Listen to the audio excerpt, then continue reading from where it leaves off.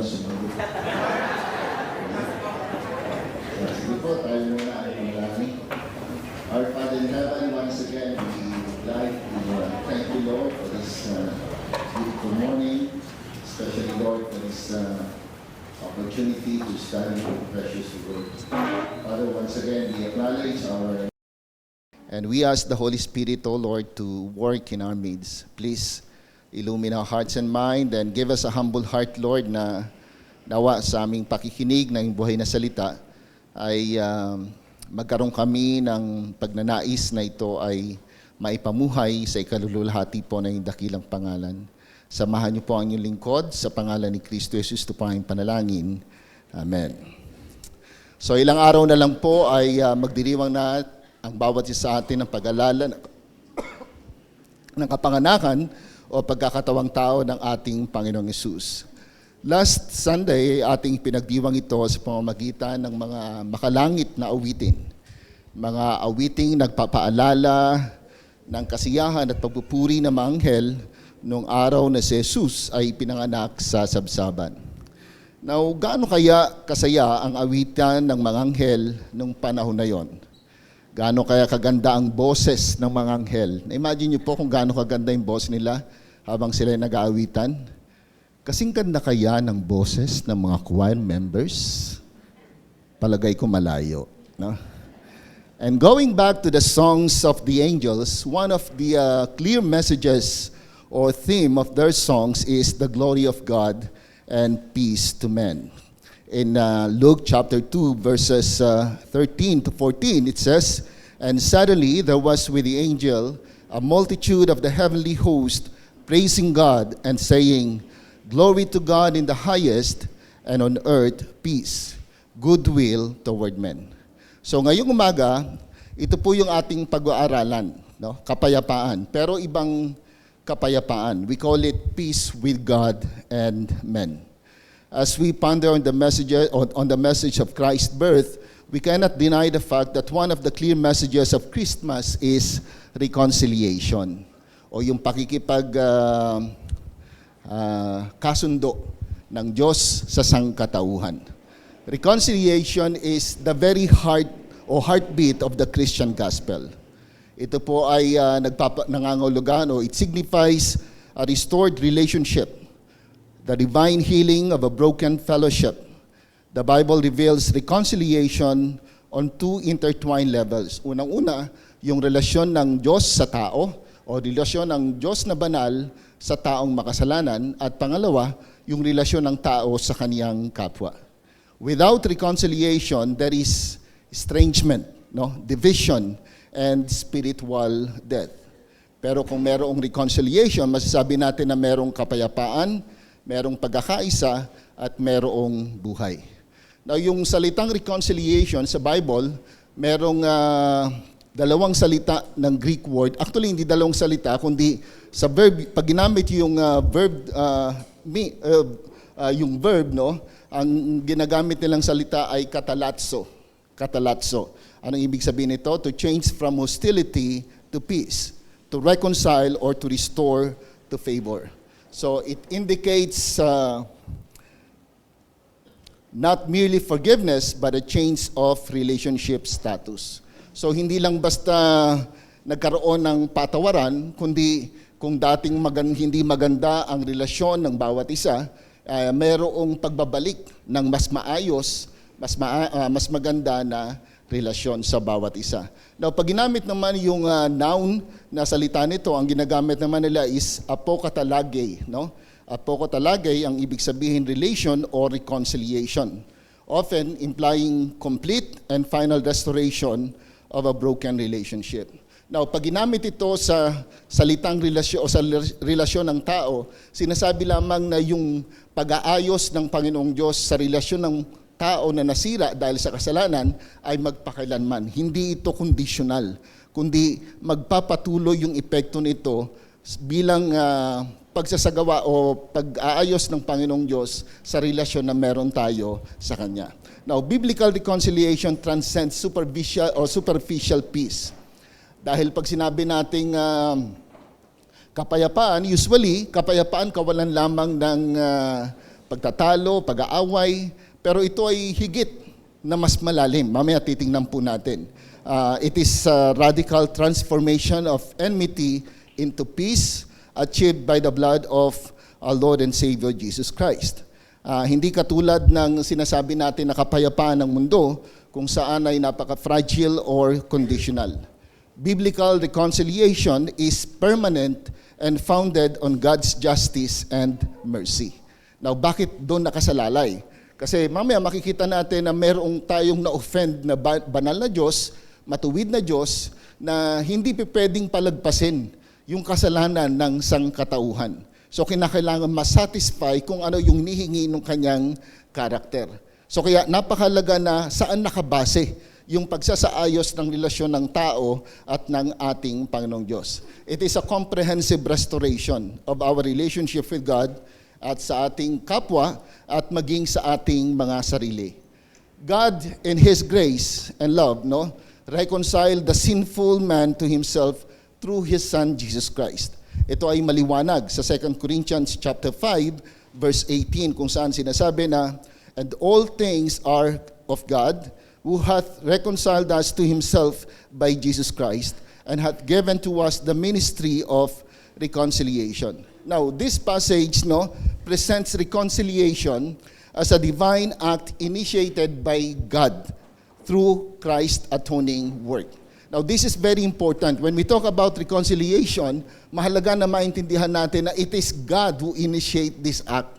Hindi tayo. Wala tayong kakayahan upang makipag-ayos sa ating Panginoong Diyos. Sa katotohanan, yung Bible maliwanag at paulit-ulit na sinasabi na tayo ay lumakad palayo sa ating Panginoong Diyos. Walang humanap sa Diyos. So kaya maliban na ang Diyos ang mag-initiate no kumilos, panguna, para nang sa ganun maayos yung ating relasyon, walang tunay na pagkakasundo na magaganap sa Diyos na banal at sa taong makasalanan.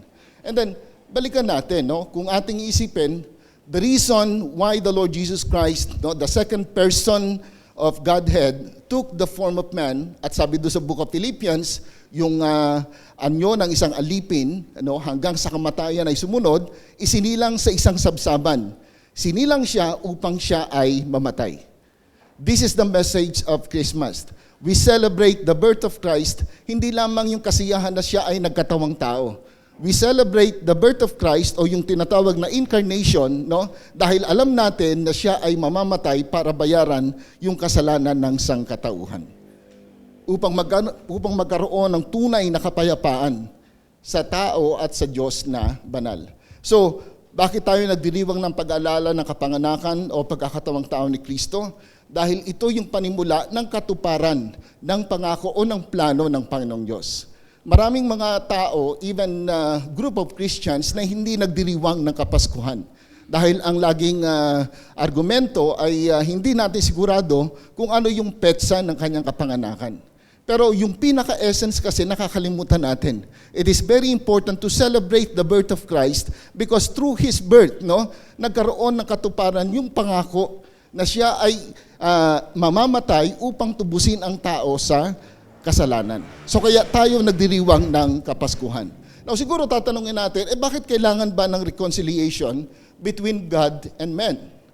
Going back on the creation story, God created the perfect heavens and perfect earth, And on the sixth day, He created man, the only creation na create according to His image and likeness.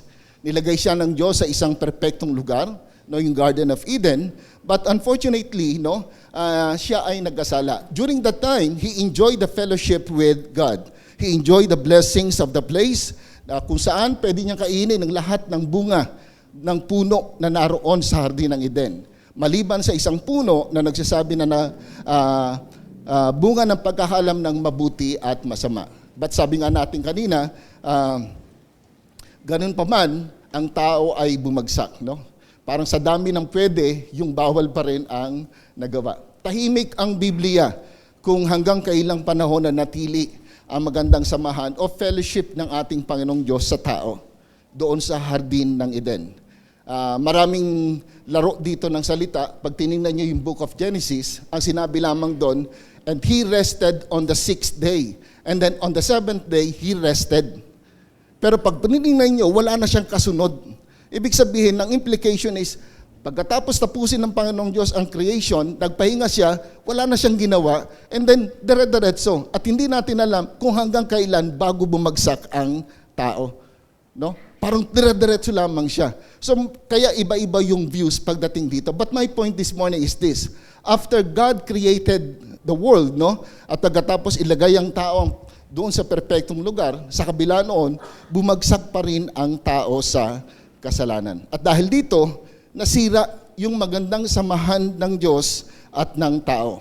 Nahiwalay ang tao dahil sa kanyang kasalanan. And unfortunately, dahil sa kasalanan ng isang tao, nadamay ang buong sangkatauhan. Lahat ng mga ipinanganak kay Adan o mula kay Adan at Eva ay naging makasalanan. Look at Romans chapter 5 verse 12. Doon ay sinasabi, therefore, just as sin entered the world through one man, and death through sin, and in this way death came to all people because all sinned. So from that passage, it is very clear. Ano sinasabi ni Apostle Paul? Dahil sa kasalanan ni Adan, pumasok ang kasalanan sa sangkatauhan, at ito rin naman ang naging dahilan upang ang lahat ng tao ay maging makasalanan. At dahil pumasok ang kasalanan sa sangkatauhan, sabi niya, therefore, lahat din ng tao ay patay sa harapan ng ating Panginoong Diyos. So the main effect of sin in our lives is spiritual death, no? Or separation with God.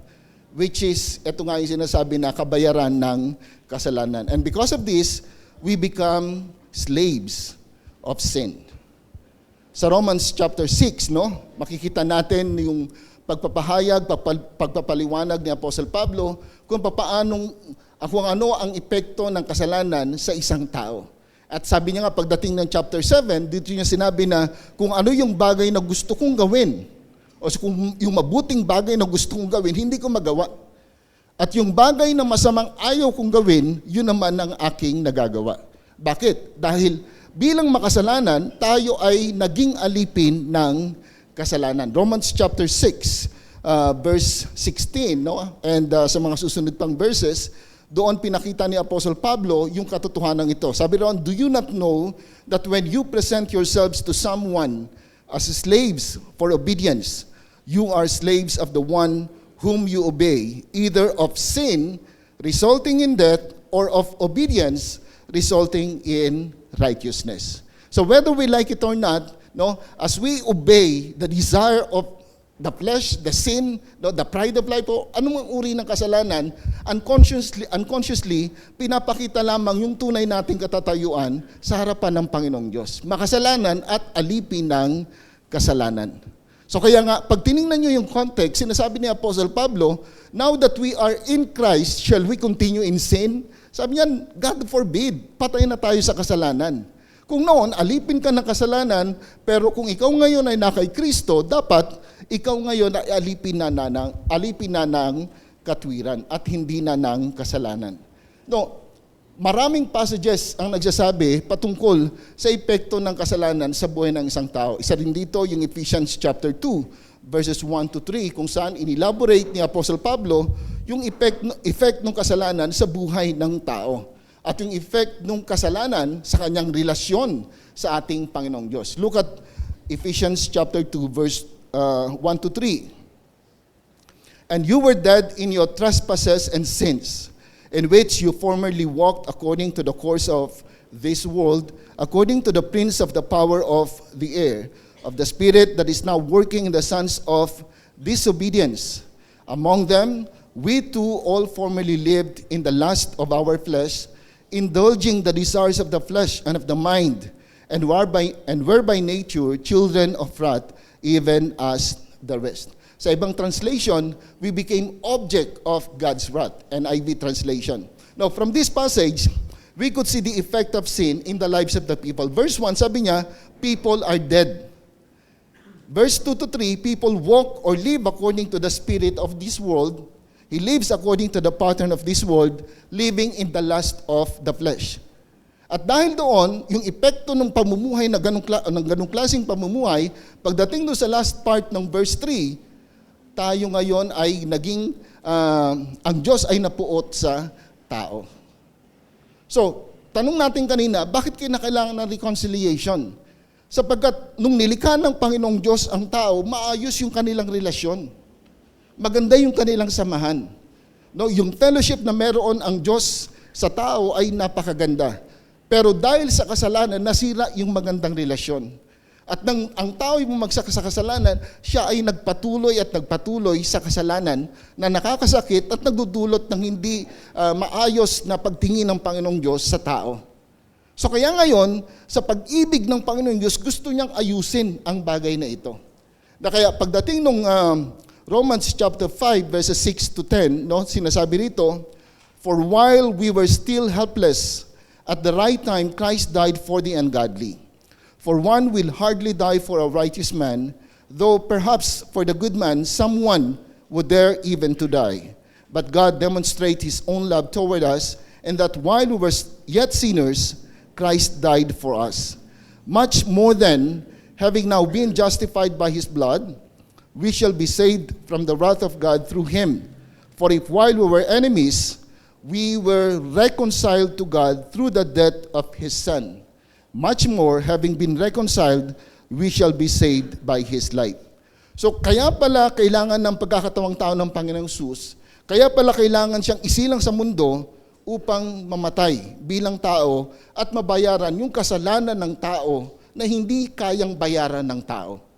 So bakit tayo nagdiriwang ng kaarawan ng kapanganakan ng Panginoong Hesus, ng Christmas? Sapagkat hindi pwedeng mamatay ang Diyos kung hindi siya isisilang bilang tao. So nung siya isinilang, maliwanag yung yung layunin ng kanyang pagkakatawang tao para mamatay upang bayaran yung kasalanan ng sangkatauhan. At ginawa ito ng Panginoong Diyos base doon sa Romans chapter 5 verse 10, nung tayo ay mga kaaway pa ng Diyos. Nung tayo ay mga makasalanan pa, verse 8, no? Nung tayo ay mga mahina pa, verse 6.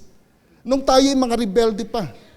So sa madaling salita, bagamat ang tao ay, sabi natin, malayo o hiwalay sa Panginoong Diyos, bagamat ang tao ay namumuhay ayon sa kanyang kagustuhan, yung pag-ibig ng Diyos, yung nature na meron siya, yung pagiging mapagmahal, mahabagin at puno ng biyaya, siya ngayon ang nagbigay ng aksyon sa Panginoong Diyos upang ikaw at ako na makasalanan ay ligtas sa tiyak na kapahamakan.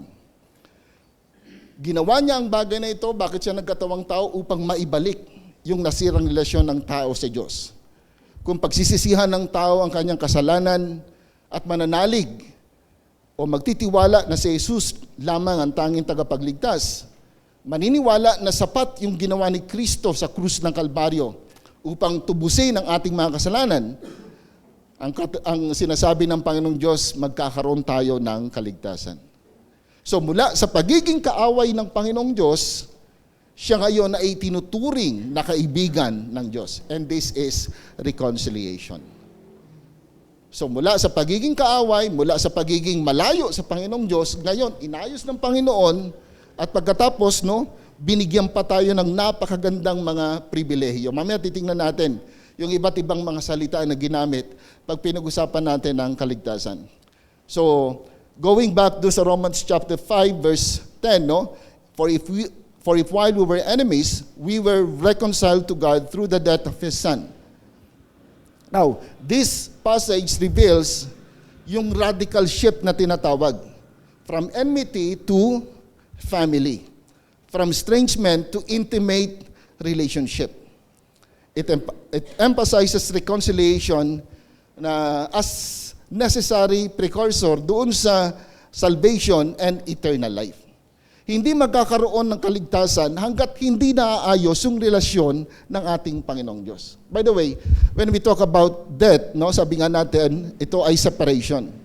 In other words, even in this world, we can experience the true essence of death kapag ikaw ay lumayo sa Panginoong Diyos. So kaya every time na tayo lumalayo sa Panginoong Diyos, sasabihin mo, ano bang klaseng buhay ito? Mararanasan mo yung hirap ng buhay. Dahil yun yung true essence ng kamatayan, ang malayo ka sa ating Panginoong Diyos.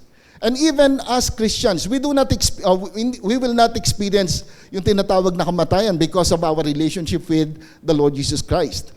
But in a sense, no, kapag tayo lumakad ng palayo sa Panginoong Diyos, nararanasan natin yung epekto nung paglayo sa Panginoong Diyos na walang tunay na diwa ng buhay. Mahirap. So merong 5 salita na nagpapahayag ng ating kaligtasan. Number 1 is justification, 2nd is redemption, 3rd is forgiveness, 4th is reconciliation, and then yung number 5 is sonship. Ano bang ibig sabihin nito? Pag sinabi nating justification, sa doctrine ng justification, tayo ay makasalanan na pinawalang sala at pinapaging banal, no? Ng Diyos, idiniklara ng Diyos na matuwid ang bawat isa. Kaya nga lagi nating sinasabi na yung katabi mo, kung yan ay tunay na tumanggap kay Kristo bilang Panginoon at tagapagligtas, yan ay banal. Hindi nga lang kapanipaniwala, no? Pero banal yan, no? So ibig sabihin, bagamat ako makasalanan, sabi ng Panginoong Diyos, no, it is an act of God to declare someone as righteous. Wala tayong part, that is justification, no? Parang tinatawag to na legal term, makasalanan ka, supposed to be, ideklara ka na guilty, no? Dapat kang magbayad ng iyong kasalanan, pero sa habag ng Diyos, sa pag-ibig ng Panginoong Diyos, diniklara ka niya na banal, matuwid, wala ng kasalanan. Now, pag sinabi naman natin yung redemption, ang tao ay alipin. Subalit pinalaya ng Diyos sa pamamagitan ng pagbayad ng kanyang sariling dugo doon sa Kalbaryo. So, sa kanilang kultura, no, merong mga sa marketplace, no, parang may mga uso sa kanila yung binibenta yung mga alipin eh, no? At pagkatapos bibilin mo kung sino yung gusto mo, pataasan ng presyo. Now, yung ginawa na yung idea ng Panginoong Diyos doon sa salitang redemption, lahat tayo parang nasa market ng kasalanan. At pagkatapos binayaran niya tayo para hindi maging alipin ulit, kundi palayain mula sa pagiging alipin. Parang ang sarap lang isipin na ako ay makasalanan, lugmok sa kasalanan, no? Walang direksyon ng buhay, kinatagpo ko ng Panginoong Diyos, diniklara niya na walang kasalanan, matuwid, at ngayon, sabi ng Panginoong Diyos, lubos ka ng malaya. Pero hindi doon natatapos. Yung forgiveness naman, meron akong utang. Malaki ang aking pagkakautang. Naalala nyo, merong parable na merong isang alipin na may utang na sabihin na natin 100,000. Tapos yung isa naman may utang na 10 million. Then sabi nung hari, okay, pinatatawad na yung 100,000 na utang. Pero yung isang tao, may utang na 10 million, o pinapatawad na yan. Pero yung may pautang na 10 million, no, meron siyang pautang na 100,000, pero ayaw niyang patawanin. Nung sinumbong siya sa hari, nagalit yung hari.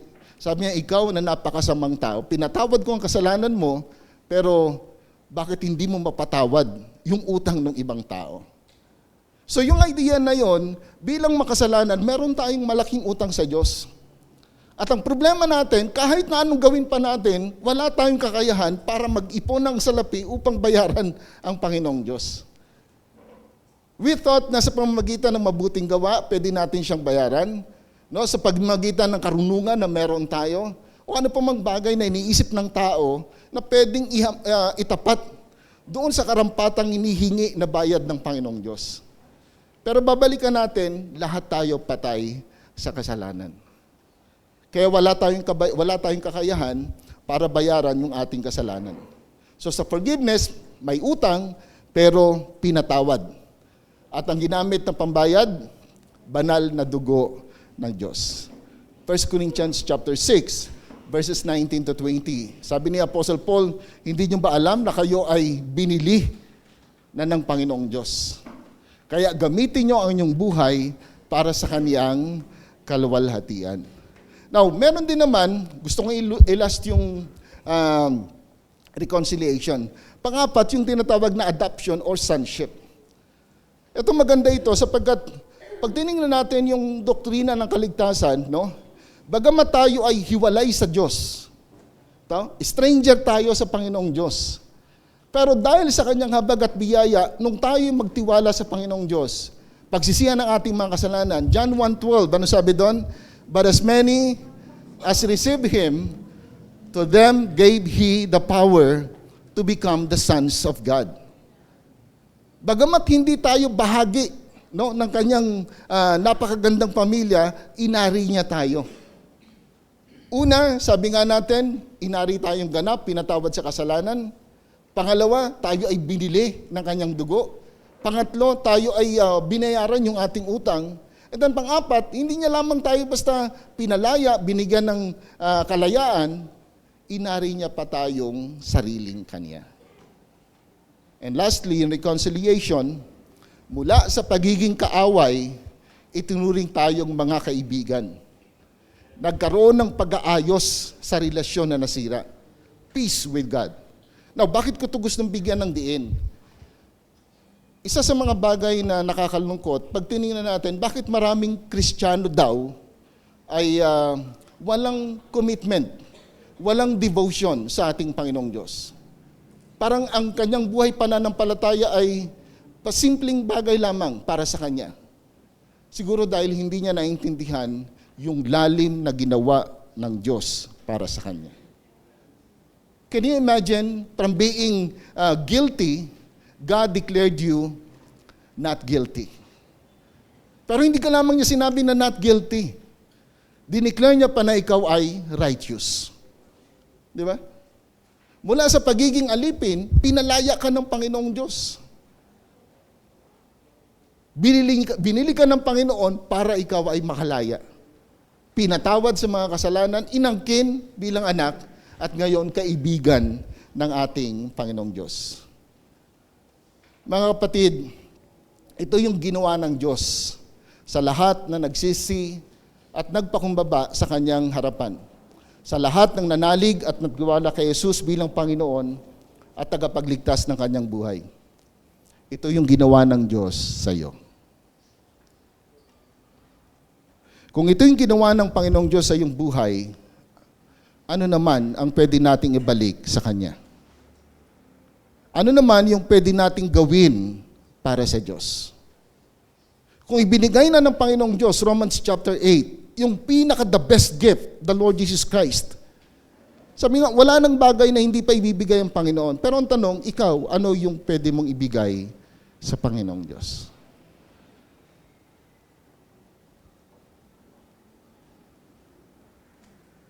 And you know what? In Romans chapter 12, God wants your life.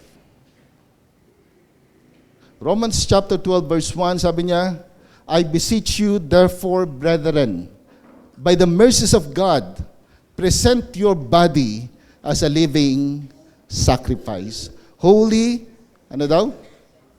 And acceptable unto God, which is your reasonable service. Pag naintindihan natin ang doktrina ng kaligtasan, walang dahilan para maging tamad tayo sa paglilingkod sa Panginoong Diyos. Walang dahilan para sabihin natin, Lord, nahihirapan ako. Kasi in a real sense, no, sa spiritual na aspeto ng buhay, walang sakripisyo, mga kapatid. Pag sinabi nating sakripisyo, ikaw ay nawalan. Merong importante sa buhay mo na ibinigay mo. Pero anything na gawin mo sa Panginoong Diyos, ibigay mo ang iyong oras, ibigay mo ang iyong lakas, talento, ang iyong kayamanan, ikaw ay nag-iimpok lamang doon sa kalangitan. So hindi siya sakripisyo. Investment. Kung ikaw ay gumastos sa gawain ng Panginoong Diyos, nag-i-invest ka lang sa Panginoon. Kung ikaw ay naglilingkod, hindi ka nawalan ng oras. Nag-i-invest ka lang sa Panginoon. So my challenge for you this morning, no? After realizing, no, kung ano yung ginawa ng Panginoong Diyos sa ating buhay, ano naman ang pwede nating gawin? Sa pagpasok ng year 2026, kung hindi pa babalik ang Panginoon, ano ang pwede mong gawin para sa kalwalatian ng ating Panginoong Diyos? Bukod sa pagbibigay ng ating sarili sa Panginoong Diyos, isa pang maliwanag na nais ng Diyos na gawin ng lahat na nan-reconcile, na ayos yung relasyon sa Kanya. Look at 2 Corinthians 5:18 to 19. This is very important, no? In the context or in the doctrine of reconciliation. Sabi rito, all this is from God, who reconciled us to Himself through Christ and gave us the ministry of reconciliation. Now, pag inisa-isa natin yung phrase na ito, napakaganda. Sino ang kumilos para tayo ay maayos, para maayos yung relasyon natin? God Himself. Di ba? Sa pamamagitan nino, ni Jesus Christ na namatay doon sa krus ng Kalbaryo. At nung tayo ay maayos, nung maayos yung relasyon natin, now, God wants to use you. He gave you the ministry of reconciliation. That God was reconciling the world Himself in Christ, not counting people's sins against them, and He has committed to us the message of reconciliation. We receive the ministry of reconciliation. Ano ibig sabihin nito? Gusto ng Panginoong Diyos na ikaw, no, tayong lahat, maging instrumento niya na magkaroon ng kapayapaan ang tao sa ating Diyos. At kung titingnan natin ito sa perspektibo ng isang alipin, ng isang makasalanan, ng isang dapat na parusahan, ito ay isang malaking pribilehiyo. Kaya nga, bawat isa sa atin, no, it is our responsibility and privilege to share the gospel to the lost. Bakit hindi lahat pastor? Bakit hindi lahat ay, sabihin na natin isa lamang yung profession na meron? Bakit hindi tayo sa isang company lang? It is God's design na lahat tayo nakakalat. For what purpose? Kung saan ka nilagay ng Panginoong Diyos, dalin mo ang mensahe ng pagliligtas ng Panginoon. Pakikipag-ayos sa Kanya. And you know what? Merong sinasabi na 99% of the ministry should be the work of the members. 1% lamang ang pastor. Our responsibility is to teach you, equip you. Pero pag tinignan mo yung Ephesians chapter 4, verse 16, we will equip the members so that the members will do the ministry. So saan man tayo dali ng Panginoon, it is our responsibility to reconcile the lost one, the sinful one, to a holy and just God by sharing the gospel. Kung ikaw ay nasa work, it is your privilege na gamitin ng Panginoon para isaayos ang kanyang relasyon sa Panginoong Diyos. Kaya nga pag tinuloy natin yung chapter na yan, verse 20, we are called ambassador. Ano daw? Ambassador of Christ. Na every time na makikita ng mga tao yung life natin, sino man ang makausap natin, ipinagmamalaki natin, ipinagsasabi natin, ibinibenta natin ang ating Panginoong Diyos. Tanong, kamusta yung ating buhay? Pangangaral ng pagliligtas ng Panginoon. Nabubuhay tayo ngayon sa panahon na konting mangyari sa buhay natin, post, di ba? Post kagad. Lahat sinasabi. Now, I'm not saying na mali yan dahil lahat naman tayo gumagawa niyan.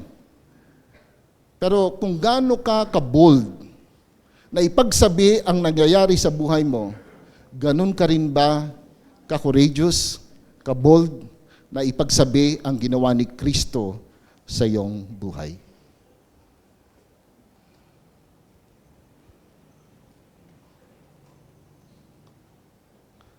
The phrase ministry of reconciliation from 2 Corinthians chapter 5 verse 18 points to a vital task entrusted to all believers. Imagine ko to nung ginagawa ko to, sabi ko, bakit kinakailangan pang i-entrust ng Panginoon yung ministry of reconciliation sa isang tao? Bakit hindi niya na lamang gawin nun mag-isa? Bakit kaya? Di ba? Alam niya, iba pala yung feeling na naranasan mo eh.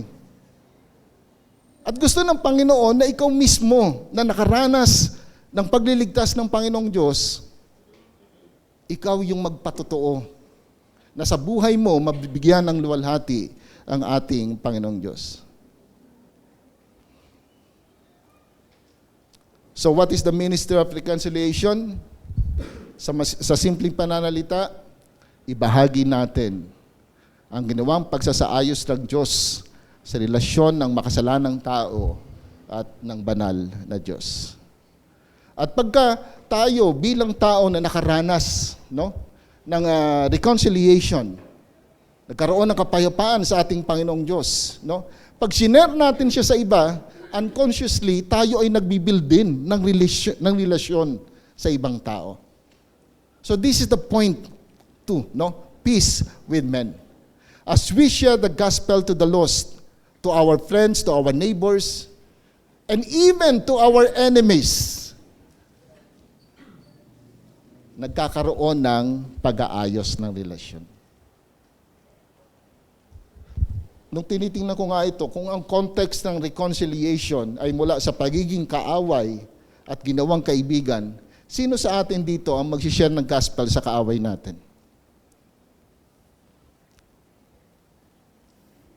Sino sa inyo rito ang magpipray ng maayos na pamumuhay sa kaaway natin?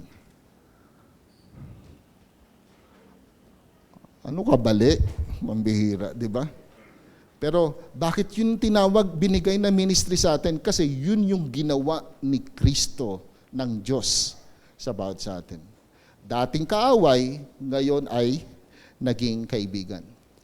This is interesting. Look at Matthew chapter 5, verse 24.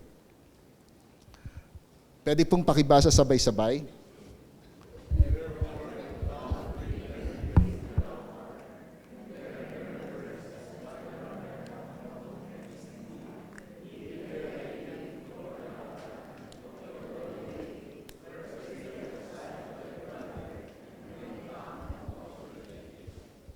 Look at this passage. The Lord Jesus Christ emphasized that worship without reconciliation is incomplete.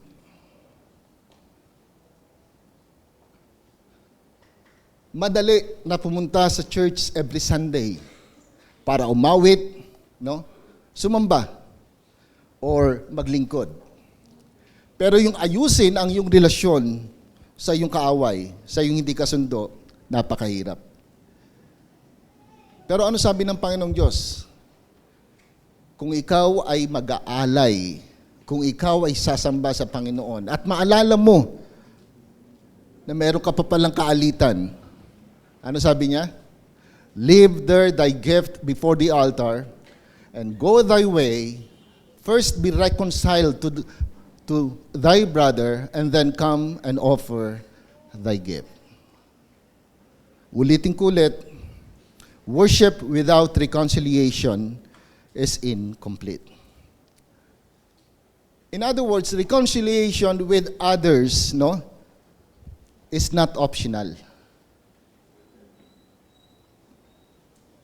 Ito ay bahagi ng ginawang pagliligtas ng Panginoong Diyos sa bawat sa atin. Christ was born, He died. For what reason? Para ayusin yung relasyon na meron tayo sa Kanya. At ngayon, gusto niya naman na yung relasyon natin sa kapwa natin, ayusin natin bilang tunay na tagasunod ng ating Panginoong Diyos. Pansinin niyo po yung Bible. After the fall of man to sin, makikita natin kaagad yung epekto ng kasalanan sa relasyon ng tao. Naalala ninyo, nung time na Genesis chapter 2, sabi ng Panginoon, it is not good for a man to be alone. And then verse 18, chapter 2, verse 18, binigay ng Panginoong Diyos ang babae. At kung maalala nyo, yung reaction ni Adan, nung time na binigay si Eva, anong sabi niya? Wow, man! Sabi niya, eto na. Masaya siya, di ba? And imagine ko na kung hindi ko alam kung gaano katagal yung time bago ibinigay ng Panginoong Diyos yung babae kay Adan. Siguro kahit saan pumunta si Eva, baka nandun nakasunod si Adan. Taliwas doon sa nakahulihan natin pag-iisip na baka wala si Adan during that time, nung tinutokso ni Satan, most probably nandun si Adan. So lahat ng gawin ni Eva, nandun si Adan. Dahil mahal niya si Eva. Pero nung time na magkasala, nang kainin ni Adan at Eva, yung bunga ng pagkakaalam ng mabuti at masama. Nung dumating ang Panginoong Diyos, naglalakad sa hardin, ano ginawa ni Adan at Eva? Nagtago. Ano ang tanong sa kanila ng Panginoon? Bakit kayo nagtatago? Anong sagot ni Adan? Walang ano-ano, sabi niya, yung babae na binigay mo sa akin. Look at that. Yung maayos na relasyon, nasira ng kasalanan. At ang unang epekto ng kasalanan, isalba mo ang sarili mo, no? Ibigay mo ang sisi lahat sa iba. Chapter 4. Pagkatapos ng kasalanan, ano ang nangyari? Pinatay ni Cain si Abel. What is my point?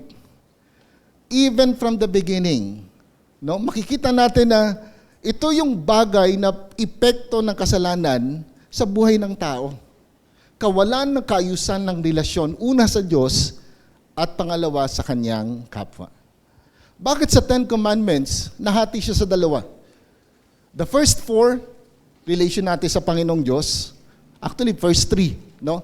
Yung verse 4 is ibang ano yan parang remember thy Sabbath, no? Remember the Sabbath. Then pagdating ng verse 5, your family, no? Honor and obey or honor your parents. And then from verse 6 down to 10, relasyon mo sa iyong kapwa. Yung emphasis nung Ten Commandments, it's more of relationship. And the reason why the Lord Jesus Christ came into this world, para ayusin yung relasyon na nasira. With this truth, no? Siguro magandang tingnan natin ngayon yung ating buhay. Ang Pasko, ang pag-alala sa kapanganakan ni Jesus, ay pagpapahayag ng pagmamahal ng Diyos. Pagpapatawad ng Diyos sa ating mga kasalanan. Pagnanais ng Diyos na maayos ang ating relasyon sa Kanya, ganon din naman sa ibang tao. Nais ng Panginoon na tayo ay magmahalan at magpatawaran. Magkaroon ng pag-aayos kung meron mang alitan. Una, sa ating pamilya. Ang hirap magdiwang ng Pasko kung tayo doon sa loob ng tahanan ay nag-aaway-away. Hindi natin malasahan ng gusto yung pagkain eh. Lalo na kung kaharap mo yung kaaway mo. Di ba? Tapos daldal pa ng daldal. Di ba? Sana mabilaukan ka. Pero balikan natin, ano ang gusto ng Panginoong Diyos? Ayusin ang relasyon. Hindi sa pagtataas, pero yung family nila Ate Aileen at Rosel, doon ko nakita yung tunay na diwa ng pagmamahalan bilang pamilya. Walang perpektong pamilya. Bawat isa, meron niyang magagawa na kasalanan sa kanyang kapwa. Pero ang tanong, willing ka bang patawarin yung kapatid mo? Yung kapamilya mo? Sa mga mag-asawa ngayon, kamusta kayo? Kamusta ang inyong relasyon? Bakit magkakahiwala yung ibang mag-asawa? Bakit merong pagitan sa inyong dalawa?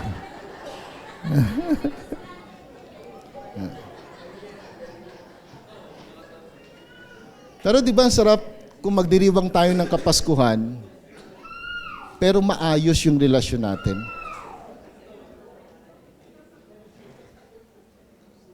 Kamusta yung relasyon nyo sa inyong magulang? Alam niyo po kaya ako pinili itong message na ito. Kasi habang tumatanda ka pala, nag-iiba yung pananaw mo eh. Umamin na rin sa wakas. I realized, darating ang time, kayong dalawa na lang talagang mag-asawa. At every time na makakasama mo ang anak mo, iba yung kasiyahan. No? Parang sa'yo, parang nabuo ulit yung family mo.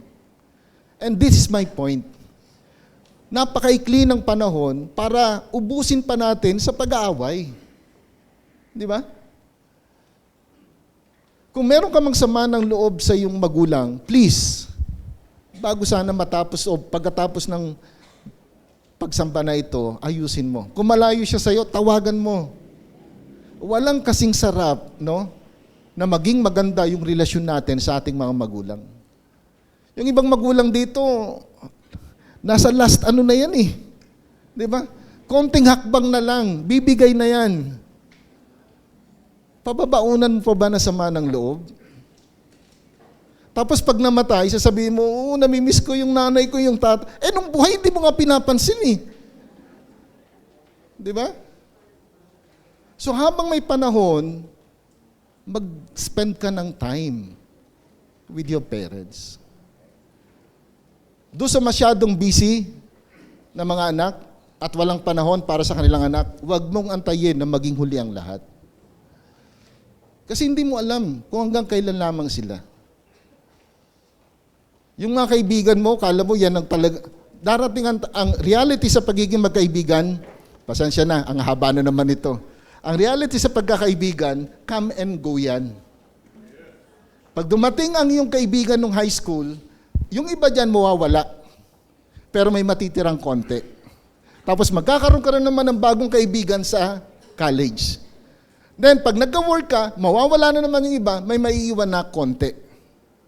Pag nag-work ka, magkakaroon ka na naman ng kaibigan na bago. Pero pag lumipat ka kagad, na ginagawa ngayon ng marami nagtatrabaho, baka wala ka maiwan na kaibigan doon. Pero yung magulang mo, yung pamilya mo, mananatili. So Alpha Baptist Church, I hope and pray na sa pagdiriwang natin ng pag-aayos ng Diyos sa ating relasyon, sa ating mga makasalanan, siguro pinakamagandang application, ayusin din natin ang ating relasyon sa ating pamilya. Huwag nating pairalin yung pride. Huwag tayong mag-antay. Take the initiative. Tayong gumawa. Kasi panalo ka. Baka pares lang kayo nag-aantayan. Kaya lang ikaw yung nakarinig ng message ngayon. Kaya ikaw na yung gumawa. Marami pa sanang pwedeng sabihin, but I hope and pray na hindi lamang mapuno yung ating isipan. Let's apply this truth, no, sa pang-araw-araw nating pamumuhay. Mas naisin natin ang maayos at magandang relasyon. At magmumula yan sa relasyon na meron tayo sa ating Panginoong Diyos. So hindi ko na siguro sabihin tong practical application kasi ang dami na no? But balikan natin yung message. The doctrine of reconciliation. God in His love and in His grace, no? Take the initiative para ayusin ang nasirang relasyon ng tao sa Kanya. Paano nyo ito gagawin? Kinakailangan may magbayad ng kasalanan na ating nagawa. Kung kaya ang Kanyang anak na si Jesus ay isinilang sa mundong ito para maging tao at mamatay upang bayaran yung kasalanan na hindi natin kayang bayaran. At sa pamamagitan ng Kanyang buhay, na-satisfy yung dinidemand ng Diyos, nakabayaran sa kasalanan. Pero hindi lamang doon tumigil. Gusto ng Panginoong Diyos na maging kaibigan ka. Gusto ng Panginoong Diyos na maging kabahagi ka ng Kanyang dakilang pamilya. At ngayon, bilang anak ng Diyos, gusto ng Panginoong Diyos na ikaw naman ay magkaroon ng magandang relasyon din sa ibang tao. At dalhin yung mga taong naliligaw sa Kanyang harapan na maranasan din nila ang sarap ng buhay na na kay Kristo. Tayo pong lahat ay manalangin. Aming Ama na nasa langit, muli, maraming salamat po sa iyong buhay na salita. Pagpalain po ito sa pangalan ni Kristo Jesus na aming panalangin. Amen.